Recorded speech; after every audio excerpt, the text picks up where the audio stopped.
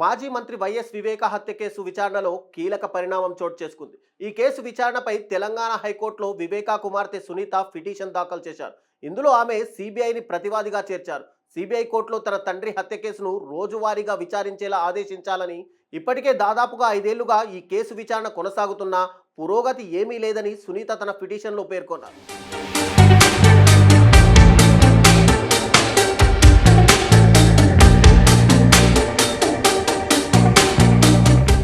2019 మార్చి 14న అర్ధరాత్రి ఈ హత్య చోటు చేసుకుందని, సిబిఐ అధికారులు విచారణ చేపట్టి ఇప్పటికే 2 ఛార్జిషీట్లు దాఖలు చేశారని వైఎస్ సునీత పిటిషన్లో పేర్కొన్నారు. ఇంకా సిబిఐ కోర్టులోనే విచారణ కొనసాగుతుందని, దీన్ని 6 నెలల్లోగా ముగించేలా కోర్టును ఆదేశించాలని హైకోర్టును కోరారు. లక్షల సంఖ్యలో పేజీలు ఉండడంతో ప్రింటింగ్ కాపీలు ఇవ్వడం కుదరదు గనక హార్డ్ డిస్క్లను ఓపెన్ చేయాలని సిబిఐ అధికారులు చెబుతున్నారని సునీత ధర్మాసనం దృష్టికి తెచ్చారు. కడప ఎంపీ వైఎస్ అవినాష్ రెడ్డి, ఆయన తండ్రి వైఎస్ భాస్కర్ రెడ్డి, గంగిరెడ్డి, సునీల్ యాదవ్, ఉమాశంకర్ రెడ్డి, దస్తగిరి, శివశంకర్ రెడ్డి, గజ్జల ఉదయ్ కుమార్ రెడ్డిలను వ్యక్తిగతంగా నోటీసులు పంపేందుకు వివేకా కుమార్తె సునీతారెడ్డికి తెలంగాణ హైకోర్టు అనుమతి ఇచ్చింది.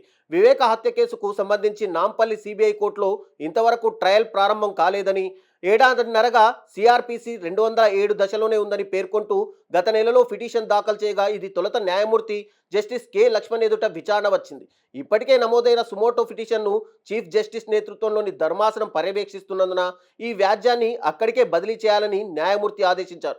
దీంతో ఈ పిటిషన్ శుక్రవారం తాత్కాలిక ప్రధాన న్యాయమూర్తి justice Sujoy Paul, justice T Vinod కుమార్లతో కూడిన ధర్మాసనం ముందుకు వచ్చింది. మాజీ మంత్రి వైఎస్ వివేక హత్య కేసు విచారణలో కీలక పరిణామం చోటు చేసుకుంది.